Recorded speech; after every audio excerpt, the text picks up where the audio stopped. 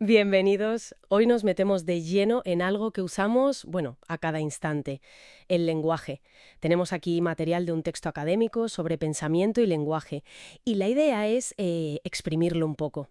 Queremos entender qué es exactamente, cómo funciona en nuestra cabeza y sobre todo cómo se relaciona con nuestra forma de pensar, con la cultura. Parece fácil, ¿verdad? Pero es un mundo.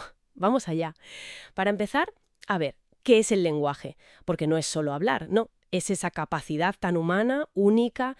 Chomsky decía que es creativa, que usa sonidos articulados, sirve para todo, vamos, desde pedir un café, expresar lo que sentimos, hasta pensar o incluso jugar. Exacto. Y ojo, conviene hacer distinciones, ¿eh? Una cosa es el lenguaje, como esa facultad general que todos tenemos. Otra es la lengua, el sistema concreto, el español, el inglés. Claro. Y luego está el habla, que es el uso que hacemos tú y yo ahora mismo. Es útil tenerlo claro. Antes se hablaba mucho de la competencia lingüística, o sea, saber la gramática y las reglas. Pero hoy se pone más el foco en la competencia comunicativa. Suena más práctico, ¿no? Saber usar la lengua en la vida real. Justo, no es solo saber la teoría, es saber usarla en situaciones concretas. Implica entender el contexto, la cultura. Está todo conectado, vamos, con cómo pensamos, cómo vivimos. Vale, ¿y qué características tienes? Has dicho que es creativo, pero ¿qué más? Sabemos que se adquiere, no nacemos hablando, necesitamos un entorno, ¿verdad? Aunque la lengua materna parece que la pillamos casi sin darnos cuenta. Luego aprender otra, ya, cuesta más. Totalmente. Es un proceso distinto, sí. Y además, es articulado. Piensa que con unos pocos sonidos o letras, si escribimos, creamos infinitos mensajes. Y es simbólico. La palabra mesa representa el objeto aunque no esté aquí. Ajá. O libertad, ayer, nos saca del momento presente. Podemos hablar del pasado, imaginar cosas. Y eso último conecta con que es abstracto, ¿no? Permite pensar hipótesis. Si hago esto, o ¿qué pasaría si? Es la base para razonar, para planificar. Exacto. Y entender cómo funciona todo eso en la mente, bueno, eso es la psicolingüística. Hubo un momento clave, ¿sabes? Cuando Chomsky criticó a Skinner. Skinner era conductista. Ah, sí, lo del estímulo-respuesta. Eso es. Veía el lenguaje como una respuesta aprendida, un hábito más. Y Chomsky dijo, no, no puede ser. Es demasiado complejo, demasiado creativo. Propuso que nacemos con una especie de gramática universal, algo innato. O sea, que no somos una pizarra en blanco esperando a que nos programen para hablar. Según Chomsky, no. Tenemos una base. Luego, la psicología cognitiva adoptó la metáfora del ordenador, la mente como un procesador de información.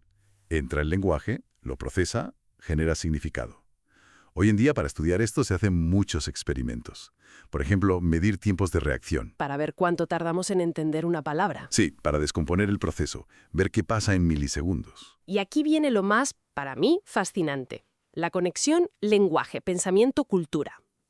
Si usamos el lenguaje para pensar, ¿hasta qué punto la lengua que hablamos, bueno, moldea cómo vemos el mundo? Esa es la gran cuestión. La hipótesis de Sapir-Whorf va por ahí. Tiene como dos niveles. Uno muy fuerte, el determinismo lingüístico. La lengua determina el pensamiento. Casi nadie defiende eso hoy. Y otro más suave, la relatividad lingüística, que distintas lenguas organizan la realidad de forma distinta. Ponme un ejemplo. Pues mira, lo del húngaro que decías. Palabras distintas para hermano mayor o hermana menor. Nosotros necesitamos hermano mayor, dos palabras. O las famosas palabras para la nieve en lenguas esquimales, o para camellos en árabe. Porque son importantes en su cultura, claro. Exacto. La lengua refleja y organiza la experiencia cultural. De eso va la etnolingüística, de estudiar esa unión. Vale, y si bajamos más al detalle, ¿cómo procesamos? ¿Cómo entendemos lo que oímos o leemos? ¿Y cómo hablamos? Uf, son procesos rapidísimos y muy complejos. Entender la percepción es transformar sonidos o letras en significado. El habla es un reto porque es continua, no hay espacios entre palabras como al escribir, y desaparece al momento. Ya. Tenemos que conectar en la mente el sonido, la forma escrita si leemos y el significado, como una red. Y luego está la ambigüedad, una palabra, varios significados. ¿Como banco? Por ejemplo, el cerebro usa la información que llega, digamos, bottom-up, desde el sonido o la letra, pero también usa lo que ya sabemos, el contexto, la memoria. información top-down para elegir el significado correcto. Y al revés, para producir, para hablar o escribir. Pues se cree que sigue unas etapas. Primero, conceptualizar. ¿Qué quiero decir? La idea. Luego, formular. Buscar las palabras, la estructura gramatical. Traducir la idea al lenguaje. Y, finalmente, articular. Mover la boca, las manos, ejecutarlo. Pero una pregunta interesante es si percepción y producción son procesos totalmente separados o si interactúan constantemente. Quizás son como procesos inversos que se solapan un poco. O sea que, resumiendo mucho, el lenguaje es muchísimo más que palabras sueltas. Es una capacidad humana fundamental, estructurada, simbólica y está íntimamente ligada a cómo pensamos, cómo percibimos el mundo y cómo funcionamos en nuestra cultura.